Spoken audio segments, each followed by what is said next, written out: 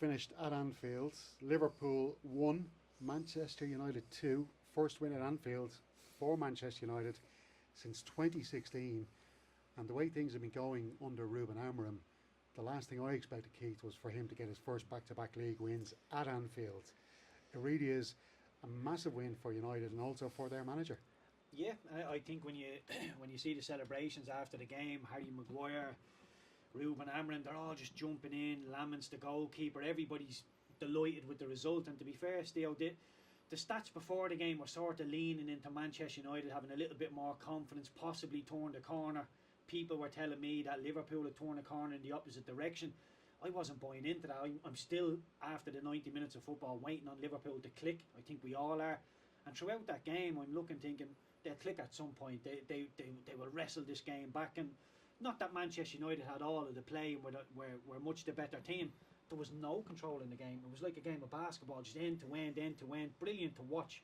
But if you're Liverpool and on paper you're much the better team and you've got much the better midfield, such a lack of control, such a lack of quality in the final third. And look, they might say we hit the post, we had the better XG, we had the better possession.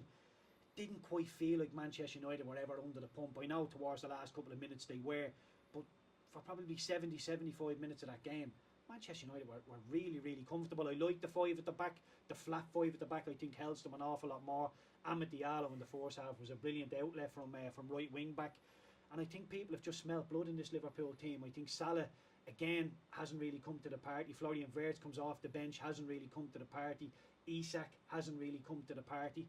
So there's an awful lot of question marks. And Kerkez now, people are thinking, yeah, he's good going forward. Get him going the other way. And he looks a little bit of a liability. Kanate looks wobbly. There's all sorts of question marks. And although I'm sitting here thinking Liverpool will recover, they'll be fine. With Salah leaving for AFCON soon enough as well, you're thinking there's more questions than answers in that Liverpool team now. Well, the party, I think, will be on the travelling buses going back up the M62 to Manchester after that game. Let's stick with the winners today, Keith. What do you think Ruben Amorim did today to engineer that victory? They might have got a little bit of fortune with the opening goal because of that injury to McAllister and the build-up, but they took it really well and then, I suppose, restricted Liverpool's chance. But you mentioned the back five. Was there anything else that you saw with that United team today that was well managed by the coach? Yeah, I don't think they played in dangerous areas. There was once or twice where there was balls fired into Bruno Fernandes and you're thinking, oh, there could be something here. But generally, when it started to get too tight or the Liverpool press was coming on strong, they just flicked balls around the corner and they had willing runners in Mbeumo.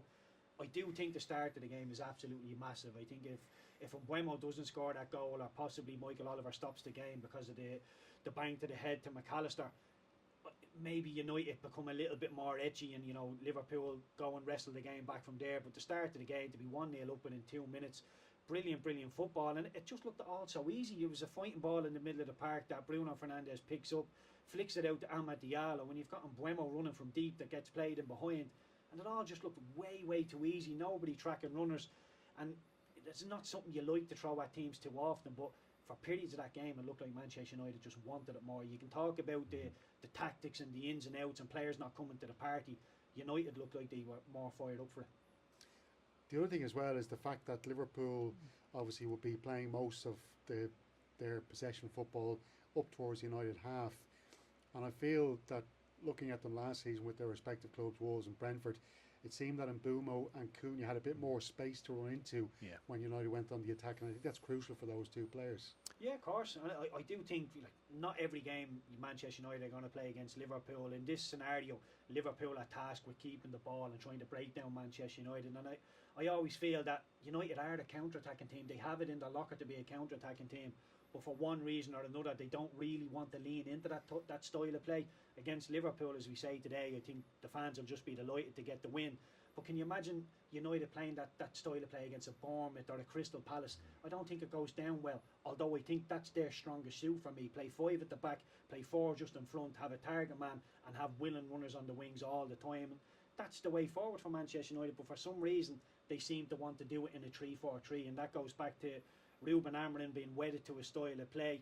But moving forward, you've got to think Monday morning they'll have a look at the game back and think, that really suits us. Why don't we lean into that a little bit more? For me, that's the way forward for Manchester United. Yeah, and we'd have the credit as well. The back three, I have to say, when I saw that team selection from Amorim, would have been a little bit worried for United, but Maguire, De Ligt and Shaw all did really well. And I think as well, they had that bit of confidence in the goalkeeper, the man behind them, Lamans, who, while he didn't have a huge amount of saves to make, he certainly didn't look like the kind of goalkeeper that might drop a clanger for United. And that makes a big difference for them. It does, yeah. And again, he didn't do anything where you're thinking, oh my God, that's unbelievable stuff. It was just solid. And that's exactly what you need when you go away to Anfield. You want your goalkeeper to come out and take crosses, to be, no iffy passes into midfield. He looked really, really assured. And when you hear of a Premier League goalkeeper going to Manchester United for 17 million, you're thinking there's got to be deficiencies in that game. Otherwise, he'd be at a top club going for mega money. But again, United's off the field stuff. You mean bringing in players at the end of their career like Casemiro. Lamans is one who can be the goalkeeper at United for the next 10 years if everything goes well for him. So I think initially he looks like a really good signing, but I don't think Liverpool asked anywhere near as enough questions in terms of balls into the box. Those little half ones, is it the defender's ball, is it the goalkeeper's ball?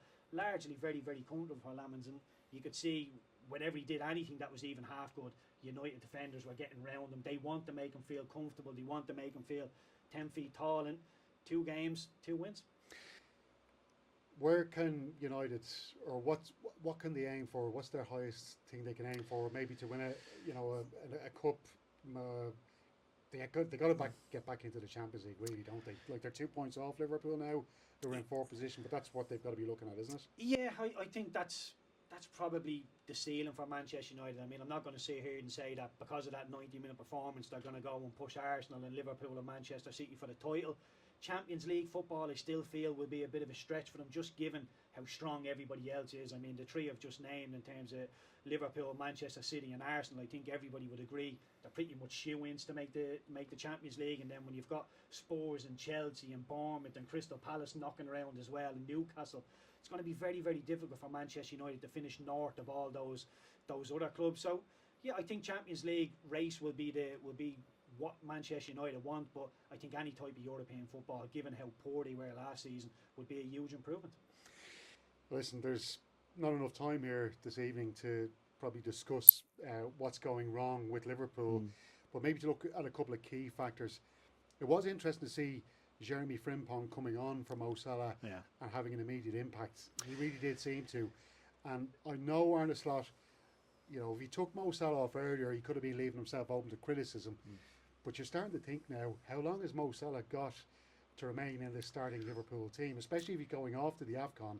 Does Arne Slot need to show a bit of cojones or colonies is the word I'm looking for, and just take him out of the starting team? Well, they definitely need to find a way of playing without Mohamed Salah. As you say, he's going to be going to AFCON soon enough, so he's not going to be around. But the fact that Liverpool are chasing a goal, I think it's the 83rd, 84th minute, Harry Maguire heads Manchester United in front.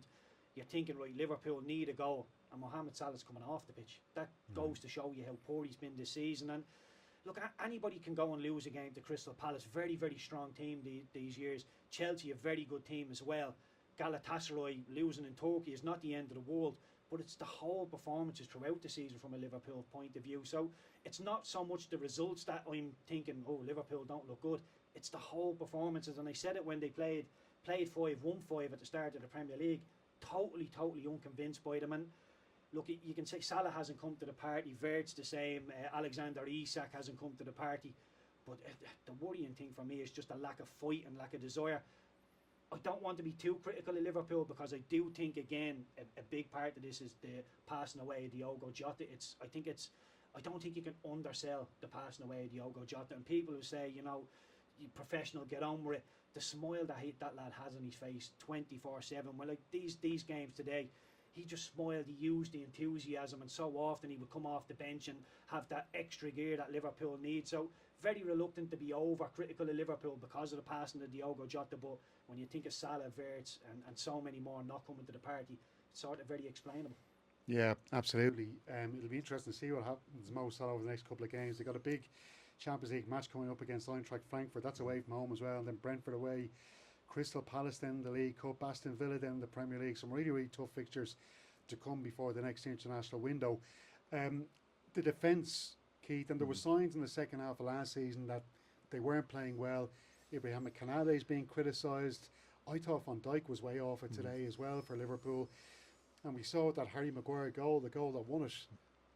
That was dreadful defending from Liverpool. Really, really poor. Yeah, it was. It was poor. And again, these are the basics of the game you get told when you're really, really young. If you're defending your own box and the ball gets cleared, as you're coming out, mark somebody. Don't just run out like a headless chicken and hope for the best. As you're coming out, if you want to stay offside, Steve, that's no problem. But I'm going to stay close to you. I'll make sure you're on the other side, but I'll be in and around you. The Liverpool players, as the ball comes out for the second time, they just all run out and think, it's okay. As the ball comes to the back stick, it's a 3v1. How has nobody recognised, we're all just running out? Somebody's got the mark up, and if Maguire doesn't put it in, there's two, I think it's Delay and maybe Dorgu behind him that are going to put it in. So the defending has been really, really poor. I take your point. Kanate's been a little bit shaky. Van Dijk doesn't look anywhere near as solid as we're used to. But in the full-back positions as well, I know, looking at Conor Bradley through Irish eyes, we all want him to be the one to nail down that right-back position. But defensively, he doesn't look up to scratch. Kerkez at left-back doesn't look up to scratch defensively. Although going forward, they both give you an awful lot. But defensively, as I say, I think the rest of the Premier League are looking at Liverpool thinking, we can smell blood here. And with Salah going to AFCON and one or two others, it doesn't look good for Liverpool at the minute. And as I say, this is not a reactive knee-jerk. They've lost to Manchester United. Let's all pile in. The performances throughout the season haven't been anywhere near good enough. And just finally on Liverpool, Arne Slot, you know, up till now, it would have seemed absolutely insane to be kind of saying this guy is, and I'm not saying under pressure for his job, but just under pressure to get results again for Liverpool, because he certainly has a huge amount of credit in the bank, winning that Premier League title last season. But we've got to see what he's made of now, because he's lost 4 in the bounce. Excuse me. He said it himself during the week before this match that losing 3 games in the bounce as a Liverpool player, you have to show a reaction. They didn't show a reaction. So he's got to be hugely tested now. You know, an inexperienced manager, you'd say, at the very, very top level. What are you going to be looking for from him over the next couple of weeks?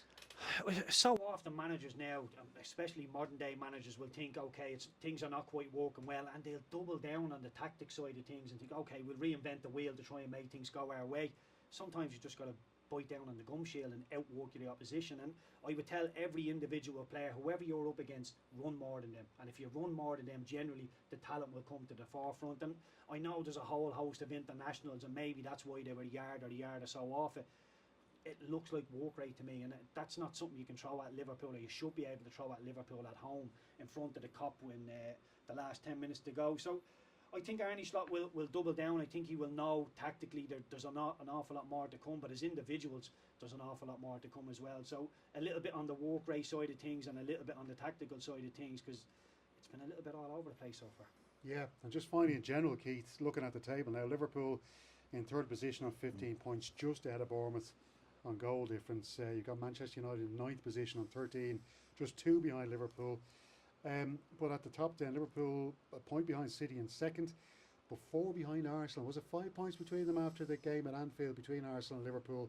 That's a massive swing in a few weeks, and I would say the Arsenal players and Mikel Arteta they've got a huge boost of confidence now in terms of their belief that they can win a Premier League title this season. Yeah, I think so. I think belief is starting to grow amongst Arsenal fans, amongst the Arsenal players. I was a little bit nervous yesterday, Arsenal playing Fulham. Fulham are a very, very dogged team. Marco Silva is a manager I've great time for. The likes of Harry Wilson. There's so many decent players, of Wobie within that Fulham team. So in a 50-50 game that really could have went either way, Arsenal set piece come to the forefront and they go and win it that way. So I'm delighted as an Arsenal fan, they're top of the tree, but again, I'm sitting here thinking it's only a matter of time before Liverpool click, and if they do click, you would imagine it's going to be irresistible. I'm very, very reactive to Manchester City. It seems like one week I watch them and think they can't win the league, then the next week I watch them and think they're going to be banging the mixer. So I'm not too sure about City still, but Liverpool look a little bit undercooked at the minute, and you feel that if Arsenal can build up a bit of a buffer and really get their noses in front as we turn the corner at Christmas, Arsenal look the most impressive. But I've been here before, and it's the hope that generally kills me, so I'm very, very reluctant to get too hopeful about it. Yeah, still 30 rounds of games to go, folks. So Keith, cleverly not predicting any title win for Arsenal just yet. Thanks for watching us, and thank you, Keith. Cheers, Dale.